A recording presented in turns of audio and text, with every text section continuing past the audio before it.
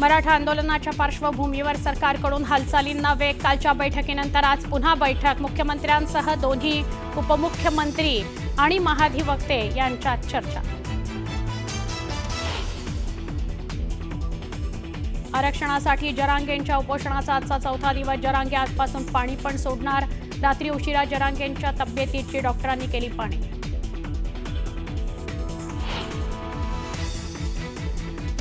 जरांगेंनी केलेल्या शांततेच्या आवाहनाकडे मराठा आंदोलकांनी फिरवली पाठ। आंदोलकांनी अडवली बेस्ट बस, तर थेट पोलिसांनी लावलेल्या बॅरिकेड्सवर चढत आंदोलकांचा गोंधळ, हुल्लडबाजी। मराठा आंदोलकांचा सीएसएमटी बाहेर मुख्य रस्त्यावर गोंधळ। आंदोलकांचा रस्त्यावर ठेका।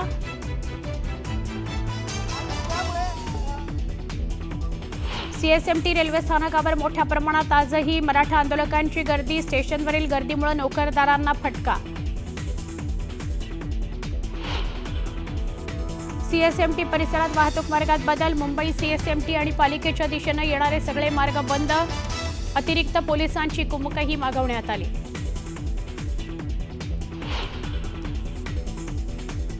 मराठा समाजाला कायद्याच्या चौकटीत टिकणारं आरक्षण देणार। कोणत्याही समाजावर अन्याय होऊ देणार नाही, मुख्यमंत्र्यांचं आश्वासन।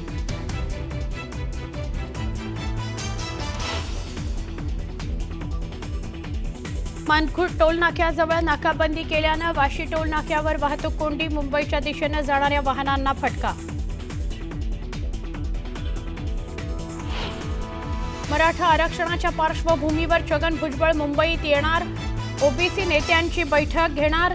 जरांगेंच्या मागण्यांवर पुढे ओबीसींनी काय करायचं ठरणार रणनीती। चीनच्या तियानजिनमध्ये पंतप्रधान नरेंद्र मोदी आणि शी जिनपिंग यांच्यात भेट। मोदींनी उपस्थित केला पाक पुरस्कृत दहशतवादाचा मुद्दा। मोदींनी चीनचे अध्यक्ष जिनपिंग यांना दिलं भारत भेटीचं निमंत्रण।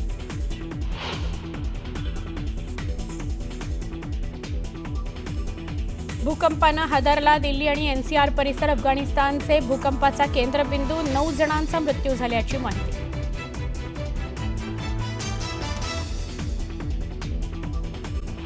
तुमच्याकडे येतो या घडीची एक ब्रेकिंग न्यूज आपण आपल्या प्रेक्षकांना सांगूया। मराठा आंदोलन आता चिघळायला लागलेलं आहे। सकाळपासून आंदोलक हे विचित्र वागू लागलेले आहेत। आंदोलन चिघळू लागलंय कारण काही आंदोलकांनी थेट शेअर मार्केट इमारतीमध्ये घुसण्याचा प्रयत्न केलेला आहे।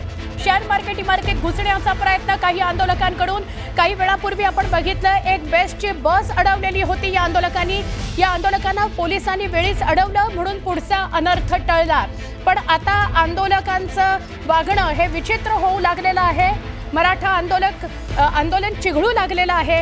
याचा थेट परिणाम मराठा आंदोलनाला गालबोट लागणं, जरांगेंच्या नावाला गालबोट लागण्यावर होणार आहे, कारण ते या आंदोलनाचं नेतृत्व करतायत। काही आंदोलकांनी आता काही वेळापूर्वी शेअर मार्केट इमारतीत घुसण्याचा प्रयत्न केला। पोलिसांनी त्यांना वेळीच अडवलं म्हणून मोठा अनर्थ टळला। आता पुन्हा एकदा आझाद मैदानातली ही दृश्य बघतोय। आझाद मैदान खचाखच भरलेलं आहे मराठा आंदोलकांनी। जरांगे बसलेत उपोषणाला, त्याच्या बरोबर समोर या सगळ्या आंदोलकांनी गर्दी केलेली आहे। आमचे प्रतिनिधी गणेश गायकवाड, अजित मांढरे, सुमित सोनवणे हे सगळे आपल्या सोबत उपस्थित आहेत। त्यांच्याशी आपण बोलणार आहोत। ही 4 दृश्य आपण बघताय सीएसएमटी परिसरातलीच ही दृश्य आहेत। काही स्थानकांवरची दृश्य आहेत जिथे हलगीच्या तालावर मराठा आंदोलक नाचतायत। काही तर बॅरिगेटिंगचा जो स्टँड असतो त्याच्यावर गाडी खेळत होते। काहींनी तर बेस्टची बस अडवलेली होती आणि काही जण ही बघा, ही खाली जी दृश्य दिसत आहेत ते सकाळी मराठा आंदोलक त्या बॅरिगेटिंग स्टँडवर चढले आणि हुल्लडबाजी करत होते। मराठा आंदोलक हे गमछा आपला उडवताना दिसत आहेत आझाद मैदानावर। ही सगळी वेगवेगळी दृश्य आपण बघतोय मुंबईतली सीएसएमटी स्थानकावरची। आणि शेअर मार्केटचे दृश्य पण आम्ही तुम्हाला आता दाखवतोय। शेअर मार्केट इमारतीमध्ये घुसण्याचा काही आंदोलकांनी प्रयत्न केला, त्यांना पोलिसांनी वेळीच अडवलं म्हणून मोठा अनर्थ टळला। खरं तर अशी कृती मराठा आंदोलकांकडून अपेक्षित नाही। काल दिवसभर जरांगेंना बोलता सुद्धा येत नव्हतं, तरी ते वारंवार आवाहन करत होते की तुम्ही शांततेत आंदोलन करा, कुठलाही अनुचित प्रकार करू नका, मुंबईकरांना त्रास होईल असं वागू नका। पण आता आंदोलन चिघळायला लागलेलं आहे। आता आंदोलक आक्रमक व्हायला लागलेले आहेत, विचित्र वागू लागलेले आहेत। ही आझाद मैदानातली दृश्य आपण बघतोय। आझाद मैदानामध्ये जमलेला एकवटलेला जो मराठा बांधव आहे तो घोषणाबाजी करतोय, जरांगेंना पाठिंबा देण्याकरता सगळा एकवटलेला आहे आणि आता आरक्षण घेतल्याशिवाय परत जाणार नाही असं म्हणतायत। सीएसएमटी परिसरातून आमचे प्रतिनिधी गणेश गायकवाड यांच्याशी बोलूया। गणेश, काय अधिक सांगाल? आता आंदोलन थोडं चिघळू लागलंय, मगाशी बेस्टची बस अडवली, आता शेअर मार्केट इमारतीमध्ये घुसण्याचा प्रयत्न करत होते, पोलिसांनी त्यांना अडवलं, काय सांगाल नेमकं? सुवर्णा, नक्कीच या आंदोलनाला काहीसं थोडंसं गालबोट लागताना दिसतंय। मात्र असंख्य जे आंदोलक आहेत शांततेच्या मार्गाने घोषणाबाजी करून या ठिकाणी आंदोलन करतायत। मात्र काही आंदोलक जे आहेत ते शेअर मार्केटमध्ये घुसण्याचा प्रयत्न करतायत आणि त्याच्यामुळे या आंदोलनाला वेगळं वळण लागण्याची शक्यता आहे। मात्र मराठा बांधवांना जरांगे पाटलांनी जे आवाहन केलेलं आहे त्यातील बहुसंख्य मराठी जे आहेत ते शांततेच्या मार्गाने आंदोलन करतायत। हे जे आपण गृहस्थ पाहतायत हे जवळजवळ 450 ते 500 किलोमीटर सायकलनं प्रवास करून या आंदोलनाला समर्थन देण्यासाठी मराठा आरक्षणासाठी दाखल झालेले आहेत। खाके काका, किती किलोमीटरचा प्रवास, किती दिवसचा हा प्रवास आहे आणि का हा प्रवास करताय तुम्ही? माझं नाव लोकआमदार संपतराव दौडोका, राहणार बहिरेवाडी, तालुका पन्हाळा, जिल्हा कोल्हापूर। आपण 2013 साली आपल्या कोपरीचे एक बन आहे, तुझा बलात्कार झाला हे सगळ्यांनी माहीत आहे। आणि बलात्कार झाल्यावर आपले मराठा समाजाच्या वतीनं पन्हाळा गाड्यावर सायकलनं प्रवास करण्याचं कारण काय? किती दिवस लागले 500 किलोमीटरचा प्रवास? 5 दिवसात मी आलो या आणि आपण आरक्षण घेऊन जायचं आहे। मनोज दादा उपोषणाला बसल्यात, मनोज दादांच्या उपोषणाला सगळ्यांनी आपण पाठिंबा द्यायचा आहे। कुठंही जाळपोत वेळपोत असं काही करायचं नाही, आपल्याशी संविधानाप्रमाणे गांधीजींच्या मार्गाने आंदोलन करायचं आहे। सायकलचा प्रवास अजून किती दिवस असं करणार आहात तुम्ही? माझं आता इथून आरक्षण घेऊनच मी जाणार आहे। आरक्षण घेतल्या शिक्षक जन्मभूमी आहे, मग महाराष्ट्र राज्याची जन्मभूमी आहे। बरं, काही तरुण आपल्यासोबत, त्यांच्या देखील भावना जाणून घेणं महत्त्वाचं आहे। काय सांगशील, या आंदोलनास्थळी तू आलाय, काय सांगाल?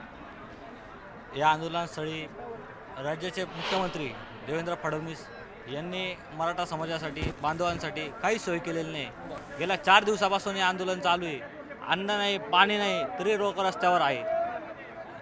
राज्य सरकारला एकच विनंती आहे की आरक्षण लवकरात लवकर देऊन टाकावे, मराठा समाजाच्या सर्व भावना ऐकून घ्यावे। सगळ्यांनी, सर्वसामान्य जनतेने तुम्हाला मतदान केलेलं आहे, त्याच्यामुळे आज तुम्ही पदावर आहात। बरं, जरांगे दादांनी सांगितलंय की शांततेत आंदोलन करा, मात्र काही आपले मराठा बांधव प्रयत्न केला, काय सांगाल, असं काय होत आहे? शांततेचं आंदोलन करताय आमचे, असं काही होत नाही आहे। काही थोडं तुरळकपार आहे ते सगळे, पण मला एक सरकारला एक विनंती करायची आहे। मुख्यमंत्री युवा कार्यपरिषद अंतर्गत योजना चालू केली एकनाथ शिंदे साहेबांना, त्याचा आमचा 23 ऑगस्टला कार्यकाळ संपलाय, पण देवेंद्र फडणवीस आम्हाला कार्यकाळ वाढून देत नाहीये। आम्हाला तुमच्या न्यूजच्या माध्यमातून एवढी विनंती आहे की तिने आमचा कार्यकाळ वाढावा। बरं दादा, तुम्ही देखील आरक्षणाच्या मागणीसाठी इथे आलात, मग असंख्य हजारोंच्या लाखोंच्या संख्येनं आपले मराठा बांधव या मुंबई शहरात आहेत, मात्र काही बांधव आपली फिल्मी गाणी लावून त्याच्यावर नाच करतायत, अनेक गाणी लावली जात आहेत। मात्र काही आंदोलक जे आहेत ते आता शेअर मार्केटच्या इमारतीमध्ये घुसण्याचा प्रयत्न करत आहेत। कुठेतरी आपलं आंदोलन आता थोडं बदनाम होत आहे काही लोकांमुळे आपल्याच असं।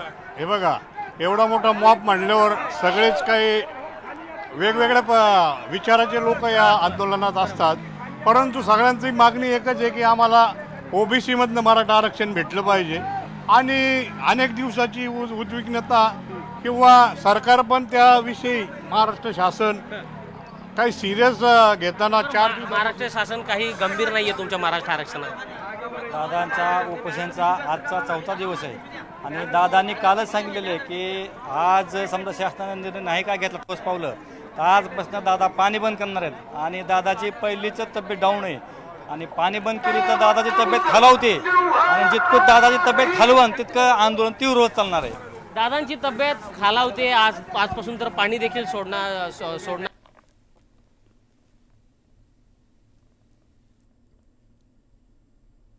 नक्कीच, धन्यवाद, आपण ही माहिती दिली त्याबद्दल।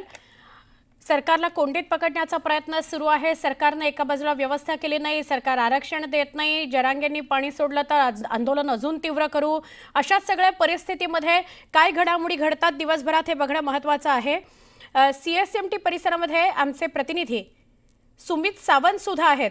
आपण त्यांच्याशी सुद्धा बोलूया, त्यांच्याकडनं सुद्धा अधिक माहिती घेऊया. पण त्याआधी एक छोटासा ब्रेक.